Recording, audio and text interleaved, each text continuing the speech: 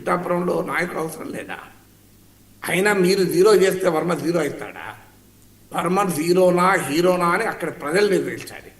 బయట రాజకీయ పార్టీలు సొంత పార్టీ వాళ్ళు తేల్చలేరు, ప్రత్యర్థి పార్టీ వాళ్ళు తేల్చలేరు. జీరోలు హీరోలు అనేది ప్రజలు నిర్ణయిస్తారు. మీకు తెలంగాణలో కామారెడ్డిలో కేసీఆర్ రేవంత్ పోటీ పడ్డారు. ఇద్దరిని వర్కబెట్టి బీజేపీ అభ్యర్థిని స్థానిక అభ్యర్థిని గెలిపించలేదు ఆ ప్రజలు. అల్టిమేట్గా హీరోలే, ప్రజలు హీరోలు, రాజకీయ నాయకులే జీరోలు ఒక రకంగా. సో మీకు ముఖ్యమంత్రి కాగల రేవంత్ కామారెడ్డిలో గెలవలేకపోయాడు కదా, 10 ఏళ్ళు ముఖ్యమంత్రి ఉన్న కేసీఆర్ గెలవలేకపోయాడు కదా. అందువల్ల మీకు ఎన్టీ రామారావును మించిన నాయకుడు ఎవరైనా ఉన్నారా తెలుగునాట? ఆయన కల్వకుర్తిలో పోటీ చేస్తే కాంగ్రెస్ నాయకుడు చిత్తరంజన్ దాస్ అనుకుంటారు, ద బెస్ట్ ఆఫ్ మెమరీ, ఓడించలేదా? ఇది మనం చూడలేదా? సో అందువల్ల రాజకీయాల్లో మీకు ప్రజలే న్యాయ నిర్ణేతలు. ఏ నాయకుని ఎవరు జీరో చేయలేరు. అయినా సొంత పార్టీ నాయకుల్ని జీరో చేసుకుని రాజకీయ సంస్కృతి నేను ఎక్కడ చూడలేదు.